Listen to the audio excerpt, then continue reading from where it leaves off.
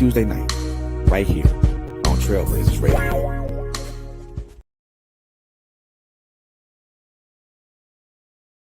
I'm trying to work this myself because my usual co-hosts that'll join me are in various states of grieving a very special friend of ours, Terrence, who passed away on Sunday. And so I'm just going to try to get through this show as best I can without them. And if they join in, that would be great also. So in going through with the death of Terrence and with various members of my circle who are going through either a major illness, who are going through mental issues, who are going through devastating losses, it dawned on me that the people that are going through this and that are going that are trying to just live and make sure that the people that they love are comfortable, it dawned on me that these were like the pillars of my life. Like they are the people that I go to when I need some support, when I need somebody to talk to, when I need somebody to give me a pat on the back and say, keep going. Not necessarily to tell me I'm doing a great job, but just to say, you can make it. You're all right. And so then the question came to me, what do you do when your go-to needs a go-to? How do you fill the empty hole of someone who is your filler? And I don't know. And I think, and I take that back. I keep saying I don't know, but I do know. You have to give them back what they gave you. Because if it worked for you coming from them, then it should work for them coming from you. And the reason I say that is because when they gave it to you, they should have, and the people I know do believe in it, they should have believed what they were saying. And if they believed what they were saying to you to be true, then when you give it back to them, then it should be just as poignant. It should be just as it should be just as powerful to them as it was for you. And this is what I say all the time. Check on your people, because the strongest people that you know usually don't have anybody to empty out the things that are painful and then refill them back up. They usually don't have that person because they're usually that go-to person. They're usually the go-to person. So what happens when your go-to is not, can't be your go-to, and you have to be the go-to? And so this is why we have to always pray. This is why we have to always be in a position to take the feeling that people give us and use that in our lives as they want us to use it in our lives, right? So when a time comes and your filler, your go-to, your pillar, your strong, all of that in human form. We're not talking about. We know that the first place that you should go is to pray to God. We understand that, and I'm not discounting God out of any of this conversation. But what I'm saying to you is God says that we should always pray, but also remember that God said that man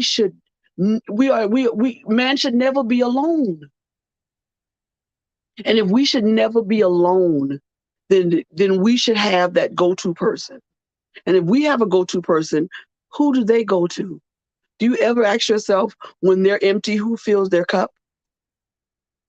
Because that person may not be you. It may be somebody else.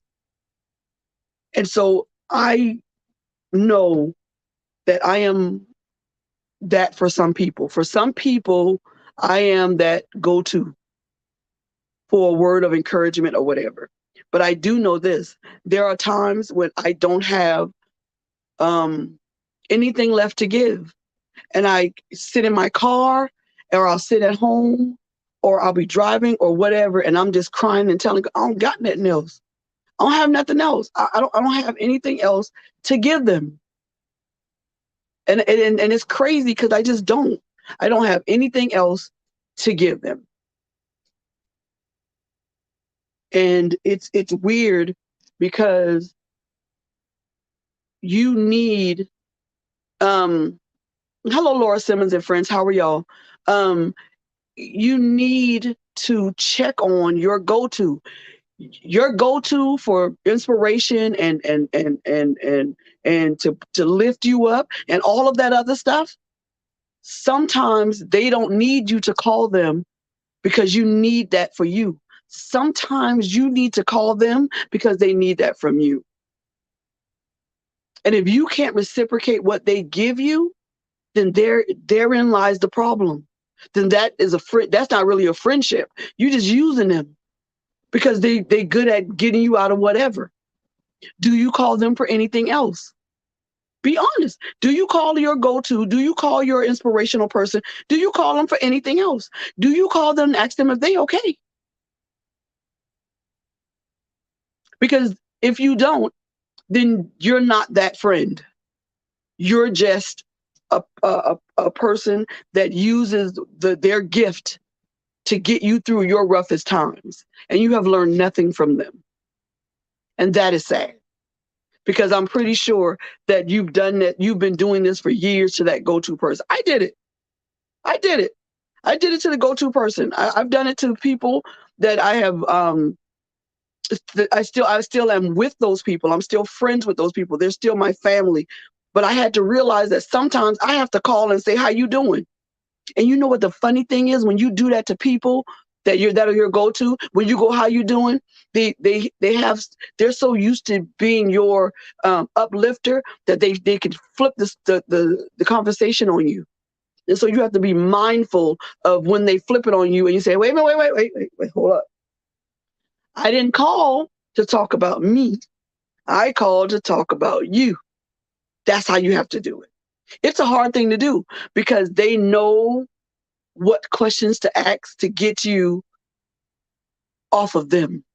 They know what phrases to use to get the conversation back onto you. But sometimes they need you to listen, to be their go-to, to be the voice in the silence. Because sometimes God sends you to do that. And I sometimes think that God sends people to speak to other people, and they just ignore that. They just ignore that. And then when it's over and you give your testimony, they'll go, oh, I remember that day. God, I something told me to call you and I just didn't call you. And I look at people like that and listen, I have turned away and walked away from people who have told me that. Because why wouldn't you call me if there was that quiet voice, if something said, if you don't want to call it God, something said call you, why wouldn't you? Because I needed you. And twice in the last few months, I have called my go-to just to talk or ask a question or whatever. And both of them have broke down and cried to me. And it hurt me to my spirit, but it also gave me joy. You know why? Because they trusted me enough to tell me they were hurting. They trusted me enough to get the weight off of them. And they trusted me enough to know that it wouldn't go any further than what they were than me. They could trust me with what they were saying. And each time I got off the phone with them after I had given them already what they have given me, I felt myself just slumping back, because I was drained. Because it took everything in me to give them what they needed, because they had always given it to me.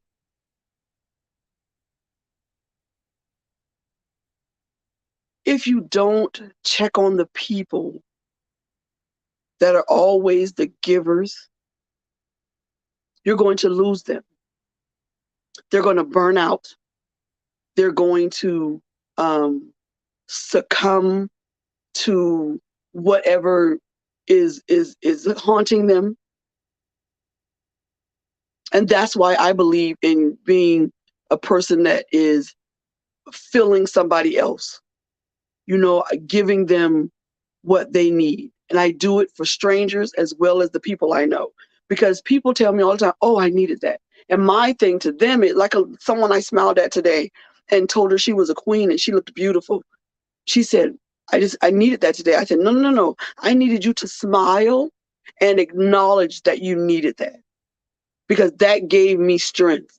That gave me validation that I was doing what my ministry told me to do. I was doing what I was called to do. And that is to go out into the highway and hedges and proclaim. And even if I never say God's name, the love that I just poured on somebody by telling them they look good, the love I just bestowed on somebody by just calling them a queen and making them smile, or a king, I just showed them the love that God gave me to give them. And so I'm doing what I'm told to do. I'm doing my ministry. I don't have to lay hands on anybody. I don't have to carry no Bible. I ain't got to speak in tongues. I ain't got to do none of that stuff. I ain't got to prophesy to nobody. I ain't got to do none of that stuff. All I have to do is show the love that God has given me to show to somebody else. And I'm walking in my ministry.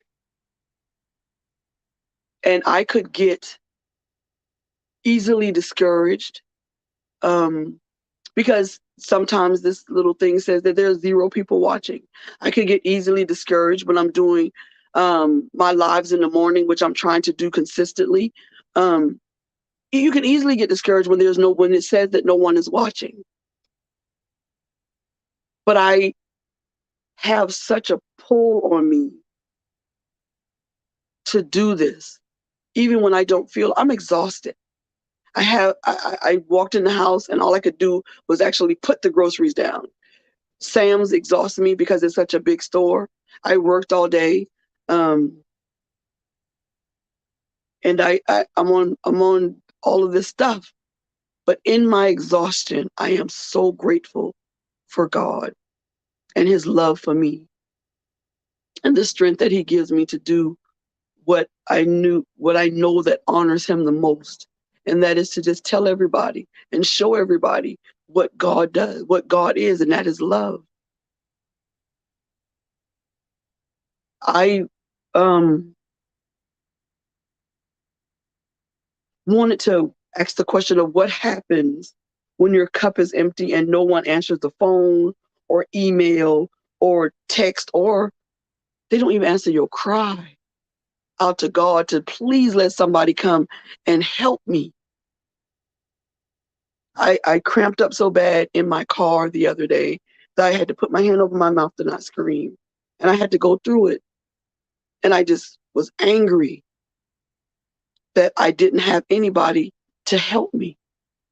And then it happened again when I got home. And when it happens, I'm stuck. I can't move. I can't do anything. And I was angry. And, but when it was over, I got up and I did what I had to do, because that's what I have to do. I can't lay down and wallow in the fact that there is no one here to get me a glass of water. There's no one here to rub my feet and try to straighten. It's just me. And this is not a pity talk. This is just my reality. And the funny and the very, very, very sad thing about it is that this is not just my reality. This is the reality probably of hundreds and thousands of people. They suffer alone. Not necessarily in silence, because some suffer in silence. They don't. My mom did that. My mom didn't tell nobody. My mom told no one. We knew that she was ill, and we knew, but nobody knew the extent of that. But there are some who tell and talk, and to other people is complaining. To other people is being ungrateful. You should be glad you're alive. And I would just like for you to offer sometimes to go to the grocery store for me. That's what some people want. Just go to the grocery store for me. Just do this. Even in what I'm going through, I do that. I go to the grocery store for other people. I do this for other people. I do that for other people. I do this, and I don't have a problem with it. I don't have a problem with it. And most of the time, I'm exhausted. I'm tired. Haven't eaten because I have no appetite. But the point of it all is, I love people so much that I would give up that rest to make sure that they're okay. But then it comes back around to the question of what happens when your go-to can't be gotten to. That's the question. What happens when they're so burned out and they're so tired and they can't do anything but just lay there or sit there and the phone doesn't ring and the Cash App doesn't ring. I'm sorry, I have the hiccups. No one's answering their text message or emails or their phone. What do you do? And the answer is this. You have to lean and depend on God. That is the answer. And when I tell you that it's easier said than done, it is easier said than done. Because you want to wallow. And it's easy to do that. You want to wallow in that self-pity. You want to hear that cajoling voice of the enemy telling you nobody love you. You ain't this. And it's easy to do that. The harder thing to do is to shake it off and go out. Shake it off and just call anybody. Call a person you ain't talked to in a long time and just give them a good word while and then in the midst of it, maybe they'll give you a good word, excuse me. And this is why you should have a relationship that is yours alone, that is not built on anybody else's faith, anybody else's testimony, but yours. You better have a conversation or a way of talking with God that is unique to you and him. You see these little TikTok videos where kids go to school and the teachers are giving them their own. You better have one of them with Jesus. You better. Or you're going to find yourself in a place of such deep rooted depression, you're not going to be able to pull yourself out of it. And that's where I'm at. I refuse to stop. I refuse to be quiet. I refuse to give up. I refuse. I'm going to fight, and not just for my life because of cancer, but I'm going to fight for my mental state. I'm going to fight for my emotional state. I'm going to fight for my physical state. I'm going to fight. And sometimes I don't know how I'm going to fight something I can't see, something I can't tangibly put my hand around his throat and choke it. But I'm fighting. Sometimes I win. Sometimes I get backed up a little bit, but it doesn't stop me from taking steps forward once I get back to me. And so, in essence, I'm saying, check on your people. Check on your people, especially those ones who are always strong, always smiling, always check on your people. Because I promise you, late in the midnight hour, they sitting in the middle of the bed crying, eating a bucket of Haagen-Dazs because they can't find anybody to fill them back up, fill that hole in them that they poured out all day, all week, all month, all year. Yes, God is a friend when you're friendless. But he also said, and I say it again, that no man should be alone. We're not necessarily talking about being in a relationship. We're not necessarily talking about being a husband. We're just talking about being in a relationship with somebody you can trust. Everybody is not a gossip. Everybody is not a backstabber. Everybody is not out to get you. Somebody is out there that cares enough for you to pour out all of the crap that you done took in. And then when you empty all that out and you done cried it all out, they help you wipe your face, and then they pour back into you. Listen, I hear you. Reading the word and getting into your Bible and writing. I am a firm believer in writing journals and emptying all of that out. But yet again, what are we here for on earth if we're not here to be a friend and a companion to somebody? Your go-to person to bring you out of whatever you're in, sometimes they might need you to be the go-to, because they're not as strong as they make everybody think they are. They don't have it all together as they try to make everybody think they have it together. Because we are human and we need somebody physically to put their arms around us and give us a hug. We need somebody physically to be there and listen to us. God hears it. He knows it all. He does. But he put other people on this earth so that you can use them. You cannot go through life not trusting anybody because 2 or 3 people decided that they was going to hurt you. Somebody is out there for you, to be there for you.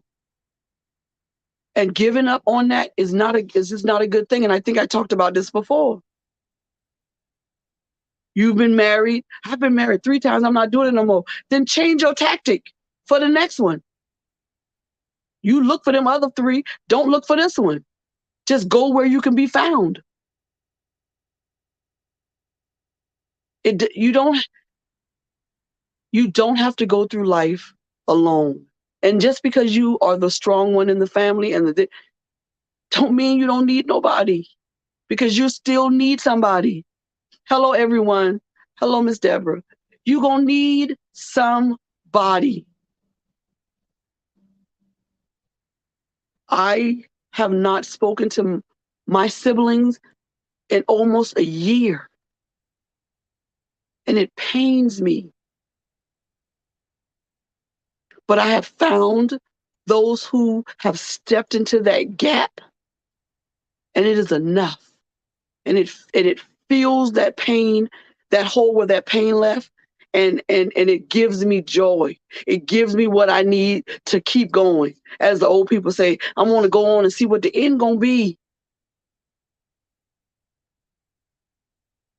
Again, check on your people, because the strongest people you know are the people that are sitting at home wishing that their phone would ring, not for someone to pull on their anointing to take whatever they're going to give, but for somebody to say, how you doing? And then stop talking. Because we have a habit of saying, how you doing?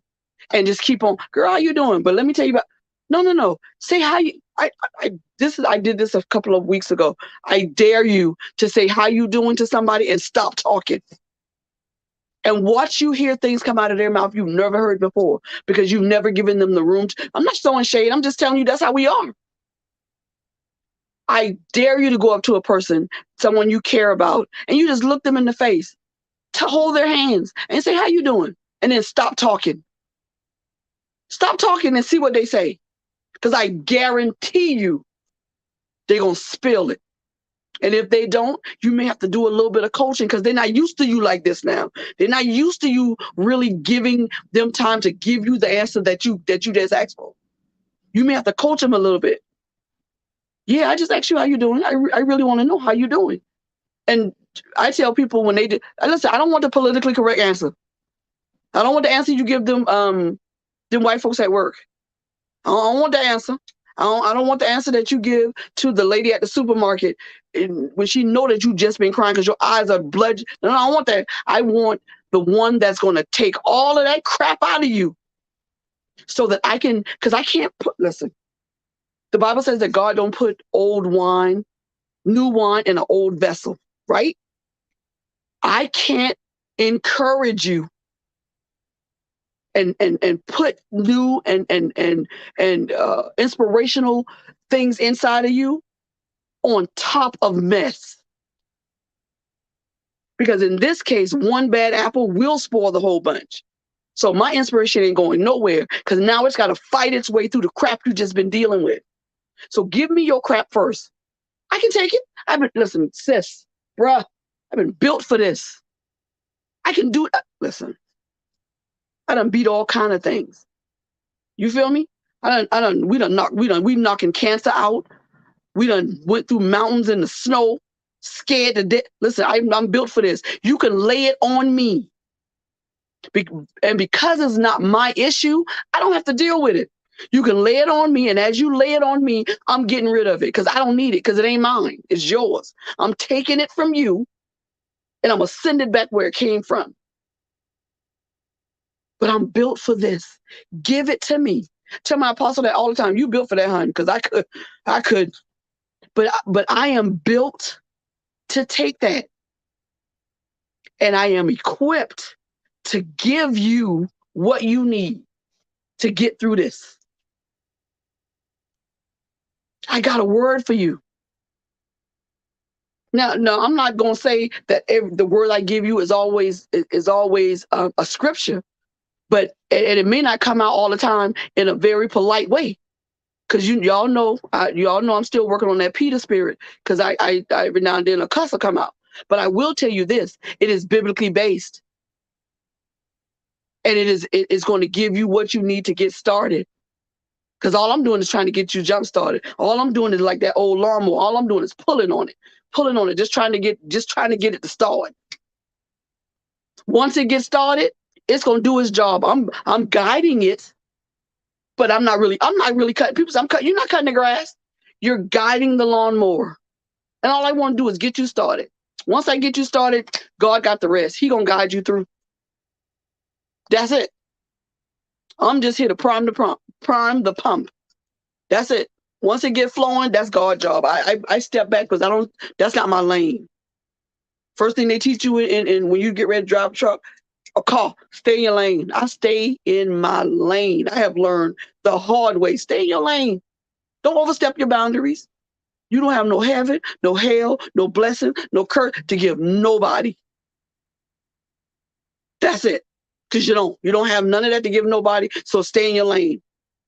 Give you some encouraging words, hug you, hold you while you cry, and I'm definitely gonna help you eat the ice cream. So don't think you're gonna be eating ice cream by yourself. I ain't sad. I just want some of the ice cream with you. And so you have to check on your people, because your people need you. Your people that are your go-to to keep you motivated, you're going to have to do it sometimes, because you're going to need, the next time you need them, they may not be available because they burned out. Because if they motivating you, I'm sure they're motivating other people. So if you're going to empty into, if you find that you're just emptying into a person, but you're never giving back, you need to check your friendship card, because you boo-boo suck at it. I said it. I ain't taking it back. If you're the only one in your relationship with your friends or your marriage or your boyfriend, girlfriend, whatever, and you're the only one that gets motivated, you're the only one that gets patted on the back, you're the only one that gets filled, and you can't do it for the other person because you're tired, check it, because you suck at being a friend. I used to suck at being a friend too. I ain't gonna lie to you. And if any of my co-hosts were on here, they'd tell you, I sucked at it. I sucked at being a friend because I was always fill me up. Now, ooh, got me through that. I'm gonna go out through the rest of the week. But when they were ready for me, I wasn't answering the phone because I was in a good mood. I didn't want nobody. I don't want you to be down on me. I just got out of what I just got out of. Selfish. Until I realized that I needed to be to them what they were to me. I needed to be that friend. And so I worked on myself. And I built up myself. and I got to know who God was more. And in doing that, I began to realize who I was to him. And if I was that to him, then I would have to be that to everybody else. The same, uh, the same confidence and love that he had for me, I had to be able to give that to everybody else, because he wasn't giving it to me for me to use it. He was giving it to me for me to give it out. And so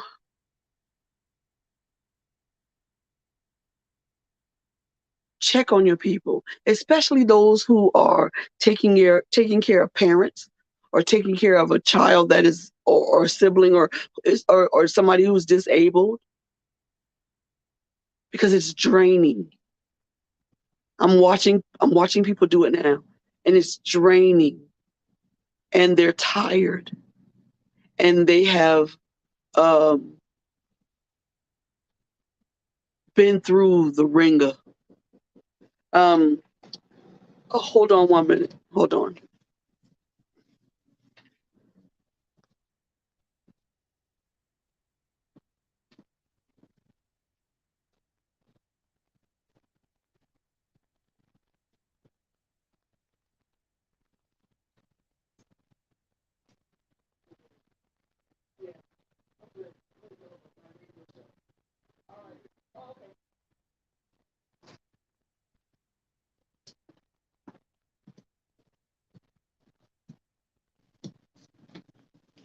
I'm sorry about that. That was my landlord. He doesn't realize I have a radio show, but anyway, so then the other question is, once you can't get in touch with your go-to, you can't get in touch with your other people, whoever gives you inspiration, then what if you go to God and he doesn't answer? What if you pray and pray and pray, and it just seems like he doesn't answer? He's not going to answer. What do you do then? Who do you turn to then? Now that one is hard for me to answer because I don't know. Because I feel like sometimes that God doesn't answer because we already know the answer to it. Oh no. And then I think, okay, well, maybe I'm not listening hard enough. And sometimes I just hold the Bible in my hand and I say, okay, God, I'm going to open the Bible and hopefully the answer is there. You know what I'm saying? Like Bible roulette. And it just feels like I'm not getting the answer. And sometimes the answer is something we don't want to hear. We don't want to own up to. And that's the hard ones. Those are the hard times. When you already know the answer is not in your favor. It doesn't make you feel better. What do you do? What do you do? Who do you go to? I think there's I don't know who's saying, I think it's Escape or somebody. Who do you run to fill the empty space? And that's when you have to know who you are. You have to, I think the Bible, gird up your loins, honey. Put on your big girl panties. Put on your big boy boxers. And walk like you have the answer. Talk like you have the answer. Most days, that's how I get through. Because I want to know why do I have this? Why don't you just take it out? Why? I don't know. I'm not getting an answer to that. So I'll walk like I know. I'll talk like I know. And I'll keep on doing it in faith. That's it. Because sometimes all it is faith. That's all I got. That's all I got. I don't have nothing else. I have faith that this is the way God wanted it to be. He didn't, and that in the end, all will be victorious. Everybody gonna win. and I'm going to come out with a testimony that is going to blow folks' mind, but not just blow their mind, but change minds. And that's it. I'm not going to be long, because I do better with interaction. I do thank those that are on here very much, for coming. If you have any questions, or even a comment, I would greatly appreciate a question or a comment, at this time.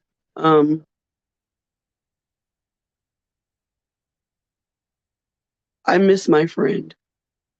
He would have really loved this topic, because of what he had been going through, before he left us on Sunday. I know that my other co-hosts that are usually here are, like I said, in different stages of grief, and I understand it well. I almost didn't come on either. But on Thursday there will be a show dedicated just for Terrence, and we would hope that you would join us, in memoriam of him. He was such a good person. And I wanted to talk about survivor's remorse, but I don't feel like crying, and so I've decided that I'm not going to talk about that. But surviving someone who was such an inspiration and such a great person puts me in the frame of mind of why them, when I think that, I don't know, it's hard losing people. And in this last year, I've lost more people closer to me than ever in my entire life, because I had let people in. And this was the reason I didn't let people in, so I wouldn't have to feel this way. But I've already started the ball rolling. And so I can't not let people in anymore.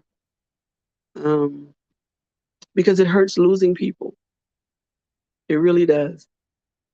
And so again, this is a short show again tonight, and hopefully next week we'll do better. I wanted to talk about next week, the difference between sex and intimacy, because I believe that some of these young people are just confused, and I would like to try to plant a seed of understanding into their brains. I'm sad, and I wish I had that last conversation. But I think we all do that, don't we?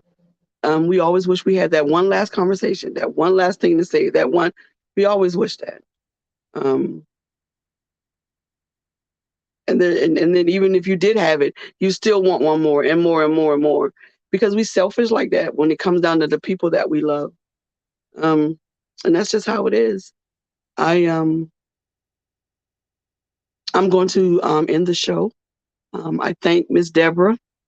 I thank Inspirational Talk with Laura Simmons, and friends. I appreciate you guys coming on.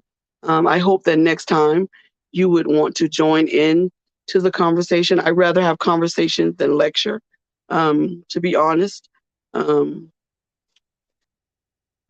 on top of grieving, on top of everything else, I'm literally exhausted. No, I'm not going to say that. I'm not going to tell that until I figure out what the doctor's going to say. But I haven't been sleeping because I've been worried about something, and with me personally, and I just haven't been sleeping, and so I'm exhausted, and I'm tired, and I still have to put my groceries up. So that's what I'm going to do. I love this show. I love it whether people watch or not. I hope that something I said helped somebody. I hope that something I said generates a conversation with those that we love. Yeah, that's what I hope and pray. Um, and if they're watching and just don't want to show up, I love all of my Trailblazers co-host and the founder. I love all of y'all. And I hope that you are coping well and understanding that God is just God and He will do what He does in the best interest of everyone. And that's it. And I hope that this um, very short show has inspired someone to have a conversation with their go-to person. And that go-to person opens up, it gives you something so they give you their trash so you can throw it away, and then you can fill them up with flowers and frankincense and myrrh and all the good that God has for you to give to someone else. And once you do that, I pray right now that once you do that, that the strength that you used to do that, that God gives it back to you, that it does not drain you and empty you out, but that it gives you joy to give somebody else joy. My voice is fading because I'm exhausted. I cannot wait until I am me again, just all of me, and not so tired all the time. I love you. I'll be back on next Tuesday. Please tune in on Thursday when we do a tribute to Terrence. Um, we would love to talk to you about how great he was and the influence that he had on this radio station on Trailblazers. So we're going to say good night. Before I go, I want to do a little infomercial. Please go to uppitynegro.store. That's uppitynegro.store and order a t-shirt, even if it's just a t-shirt or some lashes or a pin for the lashes. I would greatly appreciate it. If you need it to be a special color or whatever, I can custom make it to how you want it. Also, I have a prayer breakfast on May 21st. It's $35. You're just paying for your breakfast. It's here in Charleston, South Carolina. If you need more information, inbox me on Facebook under either Uppity Negro or Bobby Takes Over. The Bobby is Bobbe. And you should see my picture in the when you're looking for it. Also, my book is finished. And I thought that I was going to be able to do all that needed to be done with the self-publishing. But guess who? Going to have to hire somebody because I don't have the patience or the wherewithal just to finish it up. And it's driving me crazy. So I'm going to give it to some young child who knows how to deal with a computer because I'm done. I'm just done. I just don't have the patience for it right now. And so that's all. My book is finished. Prayer breakfast, Uppity Negro. That's where we are. I'll do better next week because I'll have more strength next week because I'll be off one of these chemos that I'm on too. So, but I'm fading and I hate that. So I love you and I hope to see you next week. Thank you, Miss Deborah. Thank you, Miss Laura Simmons, for gracing me with your presence here today. I love you for that. I honestly just love you for that. Just to see somebody come in and tell me how it gives me the strength to do it again next week, even if it's just us three again. I still love you for it. All right. Thank you so much for joining me on the takeover. I'm here every Tuesday night at 8 o'clock. Please join me in conversation as we try to tackle some of these hard to answer questions. Thank you so much for joining me. Have a good night.